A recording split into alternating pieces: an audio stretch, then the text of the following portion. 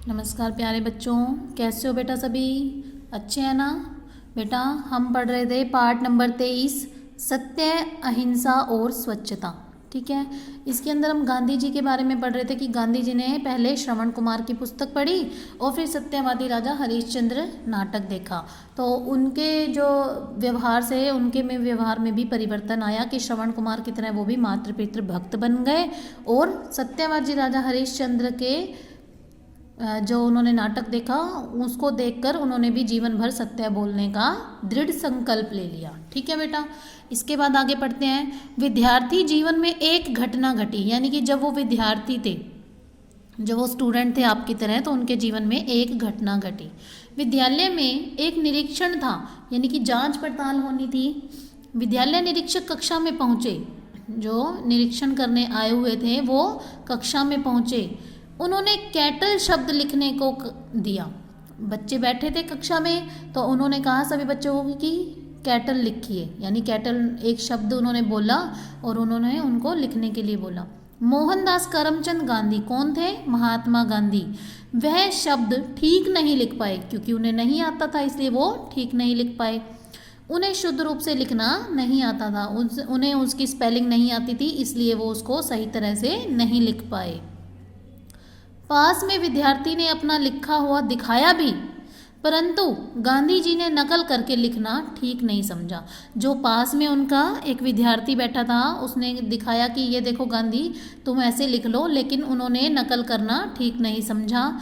उनके अध्यापक ने भी गांधी जी का त्रुटिपूर्ण शब्द देख लिया। अब जो अध्यापक कक्षा में थे उन्होंने भी देख लिया कि गांधी जी ने गलत लिखा है वह शब्द। उन्होंने भी गांधी जी को संकेत किया, उन्होंने भी उनको यह संकेत किया कि वो दूसरे विद्यार्थी में से देख के अपना सही कर लें। गांधी जी तो सत्य की राह पर चल चुके थे। अब उन्होंने क्या किया था? सत्यवादी राजा हरिश्चंद्र के नक्शे कदम पर वो चलने की उन्होंने दृढ़ संकल्प लिया था कि वो हमेशा सच बोलेंगे। तो वो तो सत्य की राह पर चल चुके थे, उन्होंने पीछे मुड़ना तो सीखा ही नहीं था। तो क्या हुआ था? अपनी गलती को नकल करके सुधारना अनुचित है। उन्होंने यह सोचा कि अगर मैं नकल करके अपना काम करूं तो यह तो बिल्कुल ही अनुचित, बिल्कुल ठीक नहीं है। कक्षा में ही तो असली परीक्षा होती है।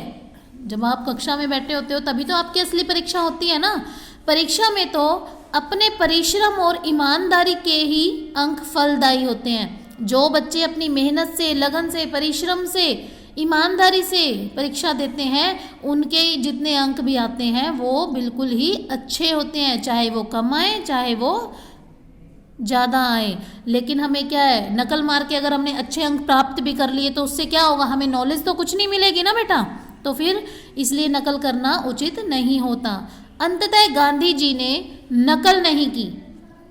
विद्यालय निरीक्षक के जाने के पश्चात, जब विद्यालय में जो निरीक्षण करने आया हुआ था उसके जाने के पश्चात अध्यापक ने गांधी जी से पूछा, तो गांधी जी का निर्भीक उत्तर था, यानी कि बिना डरे उन्होंने निसंकोच कोई भी झिझक किए बिना उत्तर दिया कि वह सत्य का पालन जीवन भर करेंगे। उन्होंने कहा कि मैंने दृढ़ संकल्प ले लिया है कि मैं सदा सच बोलूँगा। तो उन्होंने कहा कि मैं सत्य का पालन जीवन भर करूँगा। उसमें हमें कितना भी नुकसान भले ही उठाना पड़े, कि मुझे कितना ही नुकसान हो जाए, हम सब जानते हैं कि गांधी जी ने सत्य अहिंसा का पाठ भारत को ही नहीं पूरी दुनिया को पढ़ाया।